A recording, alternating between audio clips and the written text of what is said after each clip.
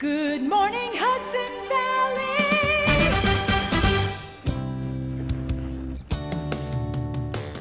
We have a very special in-studio guest this morning. It is the memory guy, Dave Farrow. Whether it's sitting or whether it's setting, I should say, a new Guinness record as he did this past April, memorizing the exact order of 59 randomly shuffled decks of playing cards, or his current endurance event. Dave Farrow is indeed something very special, and he's been on a number of, high-profile TV outlets like CNN, CBS, and Fox Network, and now he's here on Good Morning Hudson Valley. And now I've made it. You made it. Now I made it. Now I finally arrived. There we go. Dave Farrow, the memory guy. Good morning and welcome. In front of Prep me. Here, yeah. And you have your, in this one, you have your Farrow's hat on. Yes. And you brought it. This is how to get people to remember my name. See, here's the whole idea.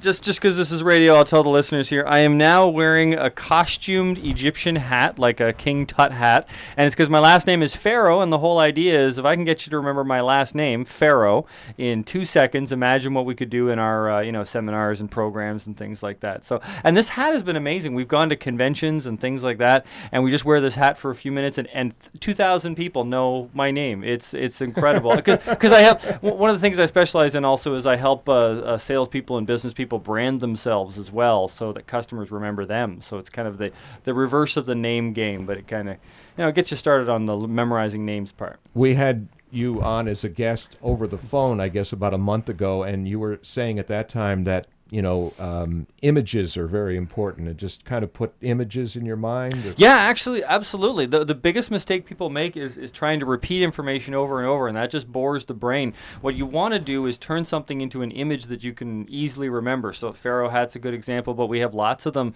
I could show you a whole bunch with cards if you ever want to go to a casino. But really, the reason why this is because your brain is mostly visual. Even if you're an auditory thinker, you still use the visual centers of your brain. We're storytelling by nature, so when we visualize things, it tends to stick a lot more. So, simple thing, a lot of people ask me, how do I remember more about what I read? Improving comprehension. Get into the habit of running a mental movie in your head while you're reading, and it'll make a big difference. I did this one thing with a student of mine named Sarah.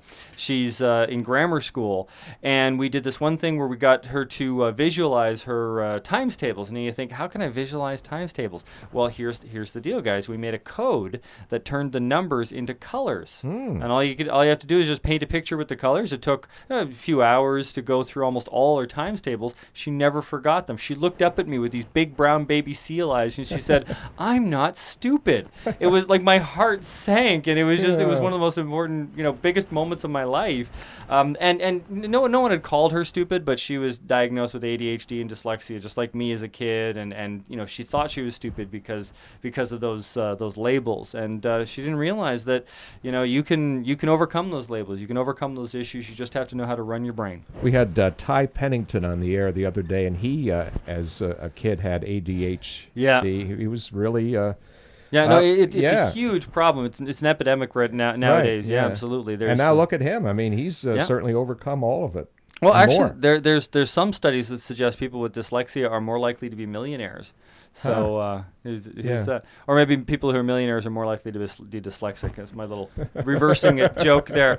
But hey, let's get to a demonstration since we're doing the show here. Sure. I just memorized this deck of cards. You shuffled it ahead of time. So you can pick any number between 1 and 52, and I'll tell you what card it is. And I think I'm a little bit more awake than when we practiced in the green room, so I should be just fine. Waiting for you to start singing King Tut by Steve. All right, I'm taking the hat off. Yeah, all right. So that's the thing. You wear the hat long enough to get people to remember you, but you got to take it off so they'll take you seriously. They keep on staring at that. So pick any. I can't do it because I'm the guy, right? So okay. So what am I supposed to do? So pick a. Don't shuffle it. Don't get them out of order.